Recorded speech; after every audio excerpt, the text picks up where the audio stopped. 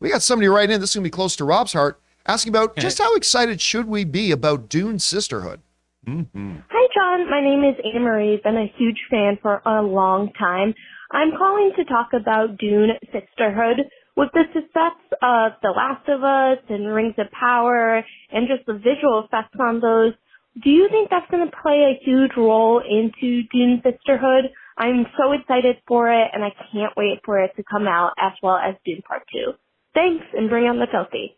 All right, thanks a lot for calling that in, Anne-Marie. And you know what? Dune Sisterhood is a big premium streaming event show that's coming out that we actually don't talk a lot about. It doesn't come up a lot. And I think probably that is unfortunately due to the fact that we still got Dune 2 coming, right? And all of our Dune attention right now is kind of focused on Dune 2 at the moment, right? That's what's coming. That's what we're looking forward to and all that kind of stuff. But this is going to be huge. And the other part of the reason I think a lot of people aren't talking about is because nobody really knows anything about Dune Sisterhood, except for the very, very few people like Mr. Robert Meyer Burnett, who have read exhaustively all this stuff and knows all about it. But Rob, when you look at, HBO and you look at shows like Foundation, which I cannot wait for that show to come back. I've been loving Foundation. Or you look at House of the Dragon, like they're not afraid when they've got the show that they think is the right show with the right story and the right scripts. They're not afraid to put money into it, and they're not afraid to go big with visual effects. As somebody who knows more about Dune Sisterhood than most of us do, how excited should we be about this potential show?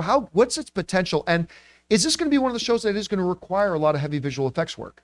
Well, first of all, the Bene Gesserit Sisterhood in the Dune universe are, they're the great manipulators behind everything. Like what they do is they go to planets like Arrakis and seed myths. They make shit up, like religions and prophecies, and they seed them into these the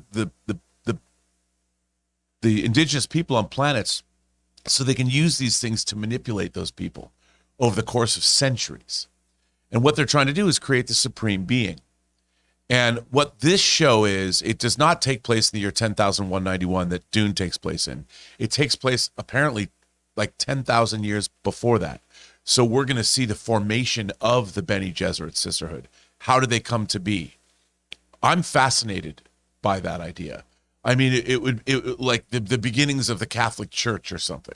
Not that I don't mean to equate the Bene Gesserit with the Catholic Church, but how did that religion come to be? How did Christianity form? I love this idea as the basis for a show because they're master manipulators and their job is literally to create prophecy and play with bloodlines, do all kinds of manipulative stuff, which is right up my alley. I love that. So I think this is going to be a great show, but I think it is going to rely heavily on special effects because I don't think it's going to take place on Arrakis. It'll touch on that, but I don't think it will. And we're going to see many other parts of the Landsrad, which is the collection of human civilization, because there's really no aliens in Dune. How far before the events of Dune is the Sisterhood supposed to take place? 10,000 years. 10,000 years. Yeah, I think so. I think it's that. And so there were only 6 Dune books written by Frank Herbert, and then his son, Brian Herbert, and Kevin J. Anderson wrote a bunch more. And they're the ones, because they're all of the past of the Bene Gesserit Sisterhood was really filled in by them. So they're not James or Brian Herbert. They're not Frank. James Herbert's a British horror novelist. Frank Herbert created Dune. Brian Herbert is his son. Brian Herbert and Kevin J. Anderson were the ones that really filled in this past, this history. So I think it's going to be cool. I'm excited for it. And it's going to have a lot of special effects. And what I'm really interested in is how do they portray the whole universe? What does the Dune universe look like before the Butlerian Jihad? Because in the Dune universe, there's no computers.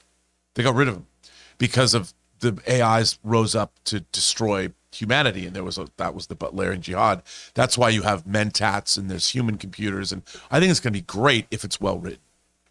And Chris, I mean, for somebody like me, that I am more focused on Dune itself. I mean, I read the original Dune. I never read more of the Bene Gesserit Sisterhood or anything like that. So I find myself being one of those people that's not really focused on the upcoming Sisterhood show or hyped about it.